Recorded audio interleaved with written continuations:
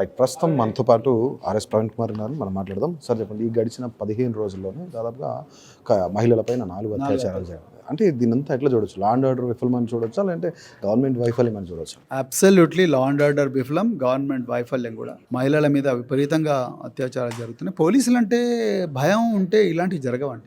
పోలీసులు fast track కోర్టులో శిక్షలు ఇస్తారంటే ఉండవు. సో అలాంటివి జరగనప్పుడు ఏం కాదు, మేము లోపలికి పోయి మళ్ళీ బయటకు వస్తాం కదా, ఏమవుతుంది అని అన్న భావన వీళ్ళ లోపల ఉంది కాబట్టి వాళ్ళందరూ విచ్చలవిడిగా ఈ అత్యాచారాలు చేస్తున్నారు. రెండోది బహిరంగంగా డ్రింక్ చేస్తున్నారు. ఓపెన్గా పబ్లిక్ ప్లేసెస్లో ఎవరికి భయపడకుండా డ్రింక్ చేస్తున్నారు. ఒకవైపు ప్రభుత్వమే లిక్కర్ తాగండి అని ప్రోత్సహిస్తూ ఉన్నది. గవర్నమెంట్ ఎక్సైజ్ ఆఫీసర్లే రోజు మీరు ఎక్కువగా ఎందుకు లిక్కర్ అమ్మడం లేదని వైన్ షాప్ల మీద పడి దాడి చేస్తూ ఉన్నారు.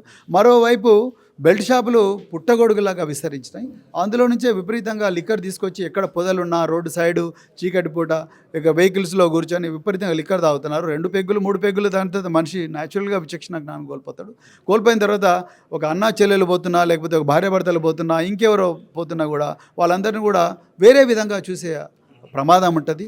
ఆ ప్రమాదంలోనే ఈరోజు తెలంగాణ చిక్కుకున్నది. అందుకొరకే we are really concerned about the lives and safety of these women in Telangana. ఉమ్మడి ఆంధ్రప్రదేశ్లో మీరు విధుల్లో ఉన్నప్పటికీ ఇప్పటికీ పోలీస్ డిపార్ట్మెంట్లో టెక్నికల్గా చాలా డెవలప్మెంట్స్ అనేవి జరిగినాయి. సో అప్పటికి ఇప్పుడుకున్న వ్యత్యాసం ఏంటి అసలు?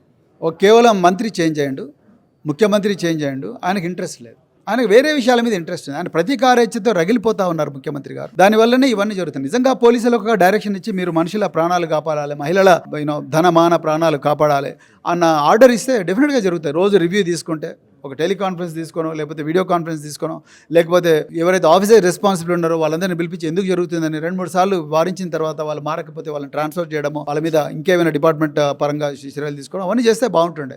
అవన్నీ ముఖ్యమంత్రి ఇప్పుడు మీరు చెప్పేది ఇప్పుడు ముఖ్యమంత్రి గారే హోమ్ మినిస్టర్గా ఉన్నారు అంటే ఆయన దగ్గర నుంచి వైఫల్యం వస్తుందా, లేదంటే పోలీస్ డిపార్ట్మెంట్ నుంచే వైఫల్యం ఉందంట? పోలీస్ డిపార్ట్మెంట్ అనేది ముఖ్యమంత్రి గారు ఎట్లా పనిచేయమంటే అట్లా పనిచేస్తారు. Because they report chief minister ముఖ్యమంత్రికి రిపోర్ట్ చేస్తారు. ముఖ్యమంత్రి ఆయన్నే, హోంమంత్రి ఆయన్నే, మరి ఆయనకే రిపోర్ట్ చేస్తారు. ఆయన ఏ డైరెక్షన్ ఇస్తే ఆ డైరెక్షన్ అందుకరికే మంత్రులు ఉంది. లేకపోతే మంత్రులు లేకుండా నడుస్తుంది గవర్నమెంట్. మంత్రులు అనే వాళ్ళు ఒక డైరెక్షన్ ఇవ్వాలి. ఆ డైరెక్షన్ ఈరోజు ఈ ప్రభుత్వంలో ఏ మంత్రి నుంచి కూడా రైట్. ఈరోజు హెచ్సియూ గురించి ఏం చెప్తారు? లంగ్స్ ఆఫ్ హైదరాబాద్గా ఉన్న హెచ్సియూ గురించి ఈరోజు ఎంత పెద్ద యాజిటేషన్ జరిగింది అంటే ఆల్రెడీ మేము కోర్టులో క్లియర్ చేసుకుని వచ్చాం కేసు అనేది కూడాను రేవంత్ రెడ్డి గారు చెప్తున్నారు. మళ్ళీ కోర్టుకి వెళ్ళడం ఏంటి ఇదంతా అని చెప్పేసి సుప్రీంకోర్టు దృష్టిలో ఉంది అంశం. ఈ పోరాటం చేస్తున్న హైదరాబాద్ సెంట్రల్ యూనివర్సిటీ విద్యార్థులకు మరి మా గౌరవ కేటీఆర్ గారు, కేసీఆర్ గారు పూర్తిగా సంఘీభావం తెలిపినారు. వాళ్ళ కోసం ఇక్కడ కూడా ఈ పార్టీ కార్యాలయం వేదికగా మేము చాలా ప్రెస్ మీట్లు కూడా పెట్టడం జరిగింది. తర్వాత వాళ్ళకి అన్ని విధాలుగా మేము సంఘీభావం తెలపడం జరిగింది. ఆ పోరాటం న్యాయబద్ధమైనది, రాజ్యాంగబద్ధమైనది, శాంతియుతమైన పోరాటం. సో దాన్ని కూడా లోపలికి యూనివర్సిటీలోకి పోలీసులను పంపించి వాళ్ళ మీద లాఠీ చార్జ్ చేసి వాళ్ళ మీద అక్రమంగా కేసులు బట్టి విద్యార్థులను జైలుకు పంపించినా కూడా మరి ఇలా హైకోర్టులు, సుప్రీంకోర్టులో జోక్యం చేసుకొని కొంత రిలీఫ్ ఇచ్చిన వన్యప్రాణుల ప్రాణాలు రక్షించారు, అదేవిధంగా చెట్ల ప్రాణాలు కూడా రక్షించారు.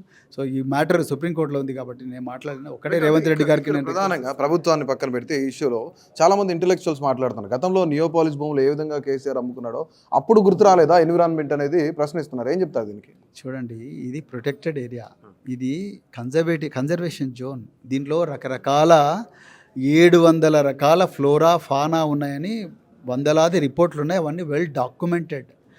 Godavarman Thirumulpad versus union of India 1996 జడ్జిమెంట్లో ఫారెస్ట్ అనే డెఫినేషన్ వచ్చే విధంగా ఉన్న ఏకైక జోన్ ఇది. ఆ ఏరియాలో మీరు చెప్పిన నియోపోలిస్లో అట్లాంటి జోన్ కాదు అది.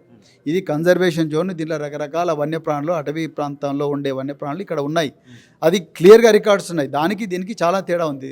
ఆ రోజు మరి ఉంటే, ఒకవేళ నిజంగా అక్కడ జరిగి ఉంటే మరి అక్కడ ఏం చేశారు కాంగ్రెస్ వాళ్ళు? ఆ రోజు ఉదాహరణ చెప్తున్నా, ఆ రోజు ఎందుకు ఎవరు ప్రొటెస్ట్ చేయలేదు?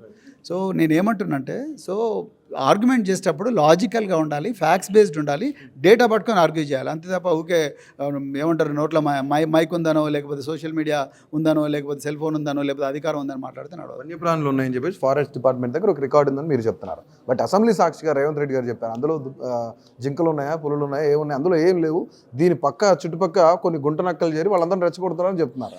ఇప్పుడు సుప్రీంకోర్టు తీర్పుతో ఎవరు గుంట నక్కలు అనేది క్లియర్గా అర్థమైపోయింది. నేను వాళ్ళ పేర్లు చెప్పాను. ఆ గుంట నక్కలే ఇవాళ ప్రభుత్వాలు ఉన్నాయి. దానివల్లనే ఈ ప్రభుత్వానికి, ఈ ప్రజలకు ఇబ్బంది అవుతున్నారు.